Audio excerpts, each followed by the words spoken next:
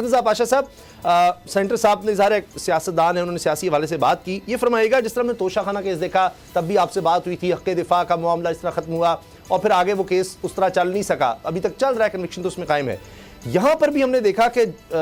Justice منصور علی شاہ صاحب نے محترم نے یہ بھی سوال کیا کہ اس میں تو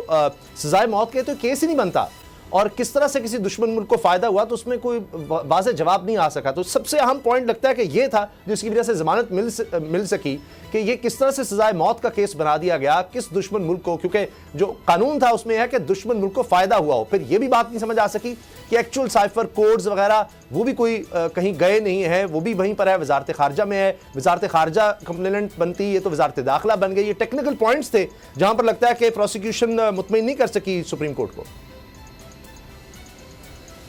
دیکھیں اسامہ صاحب، اس میں پروسیکیوشن سے زیادہ سابق چیئرمین پی ٹی آئی کا زیادہ قصور سمجھتا ہوں کہ انہوں نے سائفر کو اس انداز میں پبلکلی پیش کیا، میڈیا پہ بھی پیش کیا کہ اس پہ وہ کھیلے تو خوب،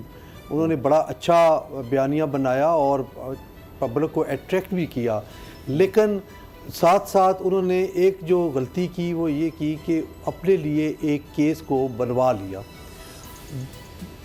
رائٹ فرام دا بگننگ دیکھیں کہ فرسٹ ٹائم جب سائفر کو انہوں نے جلسے میں پیش کیا، چاہے وہ سفید کاغذ تھا لیکن انہوں نے سائفر بنا کے پیش کیا پوری قوم کے سامنے، تو اس کا کیا نتیجہ نکلا. پھر انہوں نے تسلیم کیا کہ یہ میرے پاس تھا، گم ہو گیا. یہ باتیں کرنے کی ضرورت نہیں تھی. اپنے بیانیوں کو درست ثابت کرنے کے لیے وہ یہ باتیں کرتے رہے جس کی وجہ سے ان کے خلاف ایک کیس بنایا گیا. اب جہاں تک تو کیس کی قسمت اور تقدیر کا تعلق ہے وہ تو میرا خیال ہے اس وقت بات کرنی مناسب نہیں ہے، کیونکہ معاملہ کورٹ کے پاس سب جوڈس ہے اور ٹرائل ہو رہا ہے، اور ٹرائل کے بعد ہی ممکن ہو سکے گا کہ پروسیکیوشن نے کوئی ایسی ایویڈنس پیش کی ہے جس سے سزا کا کیس بنتا ہے یا نہیں بنتا. اور جو ڈیفینس میں انہوں نے اتنا کیس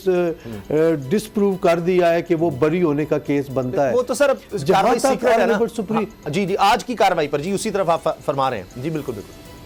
جی میں اس کی طرف آ رہا ہوں کہ جہاں تک تو آج کی ہیئرنگ کا تعلق ہے تو جو آپ نے دیکھا ہوگا کہ سپریم کورٹ کے آنریبل ججز نے بڑے اپنی آبزرویشنز دی، ریمارکس دیے، لیکن ان میں سے کوئی ایک بھی حصہ نہ بن سکا اس آرڈر کا جس میں بیل گرانٹ کی گئی. انہوں نے کیونکہ اس طرح کا جو آبزرویشن ہے وہ اگر آرڈر کا حصہ بنتی تو پھر ٹرائل کورٹ کے پریجوڈس ہونے کے امکانات بہت زیادہ تھے، جو کہ میں سمجھتا ہوں کہ انہوں نے اچھا کیا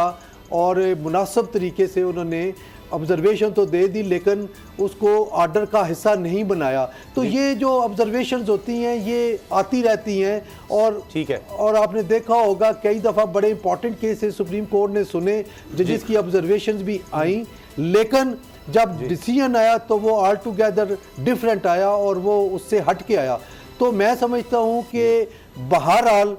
کیس بنا ہے، ٹرائل اس کا ہو رہا ہے اور اس کا فیصلہ ابھی آنا باقی ہے. اس کے لیے میں ایک چیز اور عرض کرتا چلوں کہ میری ذاتی رائے یہ ہے کہ اس کو نہ تو ان کیمرہ ہونا چاہیے نہ جیل میں ہونا چاہیے، یہ ٹرائل اوپن ہونا چاہیے. پاکستانی عوام کو پتہ چلنا چاہیے کہ الزام کیا ہے، پاکستانی عوام کو پتہ ہونا چاہیے کہ کیا ڈیفنس لیا گیا ہے. اور کیونکہ ایک بڑی پارٹی کے وہ لیڈر ہے، سابق وزیر اعظم بھی ہیں، تو اس لیے یہ چیزیں سامنے اور آپ دیکھ لیں ان کے سابق وزیر اعظم ہونے کی وجہ سے آج کے دونوں سپریم کورٹ کے جو فیصلے ہیں وہ اپرووڈ فار رپورٹنگ ہوئے ہیں. یعنی کہ یہ قانون کی کتب میں یہ پرماننٹ بیسس پہ یہ اس کا حصہ ہوں گے اور لوگ فار اینڈ اگینسٹ اس کو استعمال کریں گے. اچھا پاشا صاحب اس پر میں دوبارہ آؤں گا کہ جو آپ نے پوائنٹ ریز کیا کہ یہ سیکرٹ بالکل یا ان کیمرہ نہیں ہونا چاہیے، بڑا اہم ہے. اگر آپ کو یہ ویڈیو پسند آئی تو سبسکرائب کریں اور بیل پر کلک کریں.